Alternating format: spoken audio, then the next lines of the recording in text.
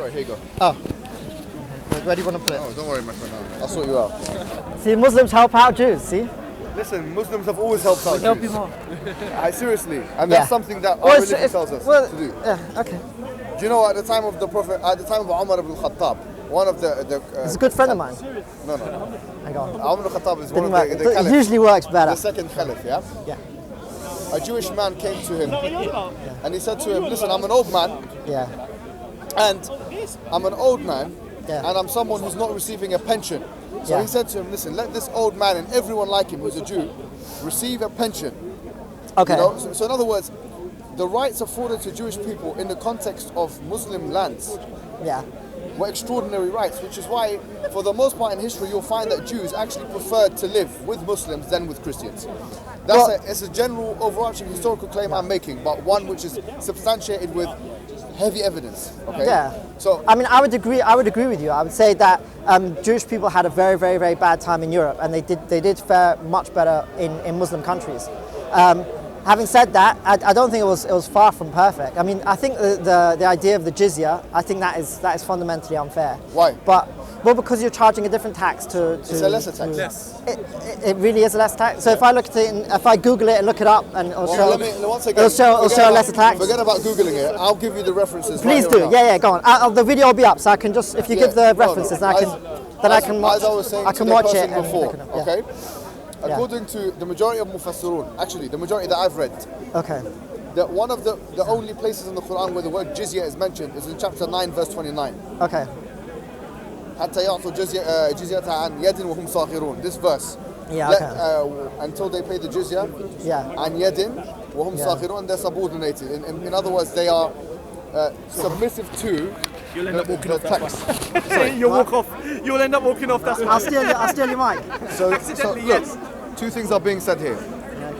Number one, the jizya here, the word jizya, okay, literally is a tax that Jews and Christians and others have to pay in the context of an Islamic governance. Yeah? That jizya, okay, according to the majority of Mufassirun, they say it's like a dirham or half a dirham or whatever. Now, whatever that is less than the zakah. Because the zakah, according to all the fuqaha, okay, or the jurists, they say it's 2.5% of the zakatul mal is 2.5%. Then you have zakat al-fitr, where you have to pay an additional amount. There's different kinds of zakat. If you have animals, you have to pay zakat on the animals. And there's a whole discussion on zakat which we can't go into, but it's basically more. You have more obligation. Now, the reason why there's a change in word, why is it zakat for the Muslims and not zakat for the Christians and Jews? The word zakah, it comes from tazkiyah. Tazkiyah means purification. So really, it's the same as tzedakah. In Jewish we have a tzedakah.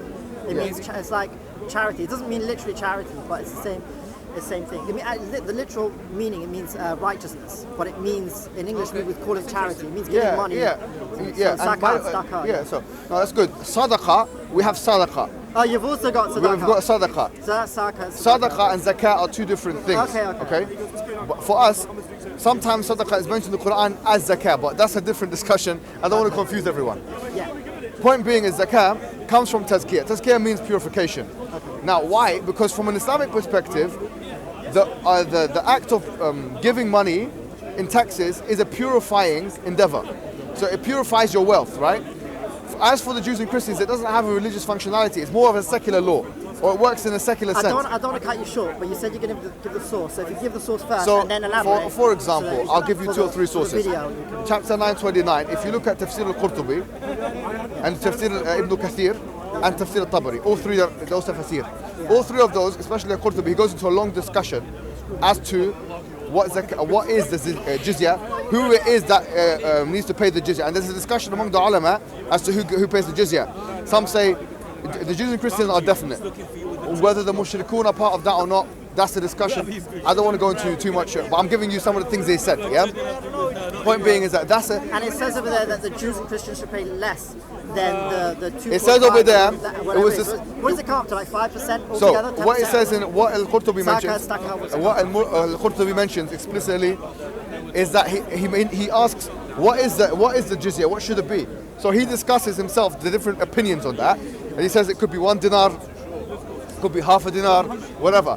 When you calculate it economically, you find that actually comparable to the zakat, it's less. And if we consider also that Jewish people, as we say, old people and young, and people that can't afford it, would be given some kind of welfare system, then actually I don't see where the controversy is. The only thing is that they've seen that this is how ridiculous the Orientalists have become.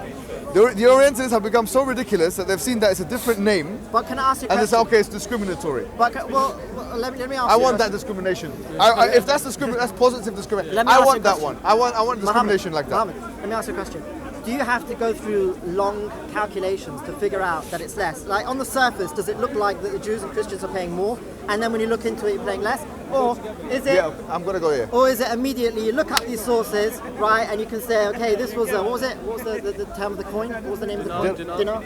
Right. Here's one dinar, and there is 5%, and you can somehow figure out that the dinar is less than 5%. Everything is. But you're saying it's clear. Is it clear like that, or it's not clear? No, it's not. I mean, that already is not clear because one's a percentage and one's a dinar. I don't know how much a dinar is. Yeah, so obviously we can't even know already. There's something called convert. Or what they do, obviously, the ulama of today, the scholars of today, will have to take that currency and try and take it through some kind of economic conversion, just like we do with everything else. So can you say it's a bit you can't? It's not clear since one is a fixed amount and one's a percentage. So you can't say which one's more. Is that fair? Is that a fair statement? It's not. What's not a fair? I'll tell you what's not a fair statement. Ibn Hajj al-Asqalani in his in Bulugh al-Maram, his very the book that it's a compilation of hadith. He discusses jizya, and he once again he says you can put jizya of one like block jizya that everyone has to break up and stuff, or it can be an individual thing, whatever. Taxes for Jewish people and Christian people in a Muslim land, in general, has not been shown from an Islam perspective to be any more than the zakat the Muslims should pay. Okay, so what you're saying is now that in practice, in history, right, it has not been more. I don't know about that. That's a different story. So No, because when you talk about history, historically, you don't know. And from the book, it's not clear. Let's talk about history. One's talking about percentage and one's talking about a fixed amount. Let's talk about history. So if you want to talk about history, history, this clear idea from that it's not. Well, by the way, I'm not saying it's a terrible thing. I mean, throughout history, there's many terrible things have happened. I'm not saying this is the worst thing. So let's talk about within this context. Let's talk about history. History, we've got different kind of empire, as you know. There's the Abbasid Empire, the Umayyad Empire, then the Abbasid Empire, then within the Abbasid Empire you have the Ayyubid Empire, then you have the Fatimid dynasty, you have the Ottoman Empire, which lasted from 1453 until 1924. You have Islam in Spain, which lasted from 710 to 1493. From 710 to 1493. So when we talk about history, the question is, what history are we talking about? That's the first one. Because if you're asking me to make one comment about all of that history, you'd be asking me to do the impossible, my friend. Well, you know what I'm saying? Let's be honest. But here's the thing. The Ottoman Empire had the millet system. Okay, in Spain, they had another system. In the Abbasid Caliphate, they had the third system. Here's the thing. If it were to be, and I haven't done any research on this, right? But if it were to be the case that in most of those countries, right, and most of those Muslim countries, right, they had the Jews were forced to pay more than the Muslims, and it's also the case that you can't calculate it based on the Quran, or what is it, Hadith or Quran? What is it? Where it says that the Jews should pay the jizya. Jizya in the Quran. It's mentioned in the Quran. So and the amount. It doesn't say the amount is not mentioned. Okay, then this. Yeah. So if from the Hadith it's not clear which one pays more, and in practice, right? If I don't know, haven't done research. If in practice they always did pay more, then you can't claim that the Jews pay. No, I never claimed that they paid less. I said they should pay. There's a difference between a statement of should and ought. Yeah, I say ought to have, should have. See, look. Yeah, no, I understand. I'm not here to once again. I say this before. I say it again. I'm not here to represent the Ottomans. I'm not here to represent the Muslims in Spain. I'm not here to represent the Abbasids. What I'm saying is, I have no allegiance to any of those empires because those empires did good and bad. No, of course. But what? So for me to say everything they did is good, that's not my position. You're right to say that the Abbasids did bad, the Umayyads did bad to some extent.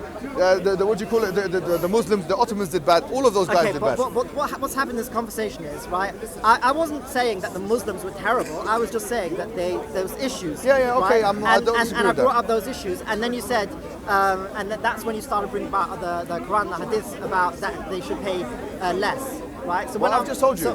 Right. So really, if you're not talking about practice, then it's not what we're talking about. We're talking about in Muslim lands, right? We're talking about Christian lands versus Muslim lands. So you brought up about the Quran. I didn't bring that up. No, because we're talking about jizya. You mentioned jizya. Yeah, you're talking about the jizya, but we're talking about it as in practice. Right. But the question will be is this. What I'm saying is, look at the in practice, you don't want to discuss it, which is fair enough.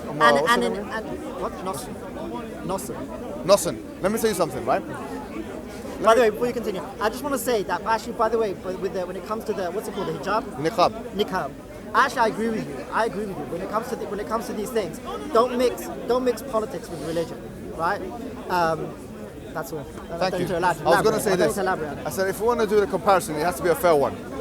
The Muslims have had empires from the time of the Prophet, right? We're talking about some significant times. There was Islamic empires. Yeah. I've named like 5 or 6, I think, yeah? The Muwahhidin, Murabatun, all these are empires. Yeah. Or at least civilizations or states. Yeah. And in most of those empires, Jews existed. Yeah. And they continue to exist, yeah? In Muslim countries for the... Well, not today. Not today, a lot of them left. Some in Morocco, some you go. Yeah, if you go to Morocco, you'll see Jews there. You will see Jews there. I've seen them. In Morocco, there are. Yeah, I went to Morocco, I saw Jewish people there. Anyways. There are Jewish people in Morocco. Yes, I know. But if we were to do a fair comparison, we say, look at Israel. Let's look at what is referred to today as Israel on the map. Yeah. Okay. What's seen as Israel. Yeah. Go there. Let's see if the equality that you're espousing now is actually in place there. Would you agree that the equality that you're espousing or you're speaking about is not in place as it relates to the rights of Palestinians in what is referred to as Israel? Well, I would say it depends what you talk. By the way, I've never really looked a lot into the Israeli thing. In Speaker's Corner, because people ask me, I looked a little bit. So it's obviously very limited my knowledge. It's not really my interest or forte. But what I would say is, what it seems to me is the way I understand it is that if you're talking about like what I would call, for the purpose of this discussion, Israel proper, right, as in not the West Bank and not Gaza, right? Yeah. Then, as far as I know, they've got 100% equal rights, right? Is that what you think? Yeah. Even in those areas where the settlements are being built. Isn't that West Bank? Gaza, isn't that the West Not Bank? always, no. Settlements is West Bank. No, it's more than just the West Bank. Yeah. Okay, so I'm not clear exactly. For example, Jerusalem. When I'm talking about, like, as if you're not talking about settlements, you're talking about Arabs or Muslim Arabs living as Israeli Arabs, right? Yeah. As far as I know, they have exactly the same rights as any other Israeli. Right? Okay, so that's fine. If you're talking about the West Bank, right? And I don't know exactly. No, I'm talking about What I'm talking about the system in Israel. So that what I'm saying here is this: even Haaretz, yeah, which is a national newspaper in Israel, yeah, Haaretz courageously puts forward on a regular basis the abuses that the Israeli government, yeah, basically do to Palestinian Arabs, and they're a left-wing type newspaper in Israel.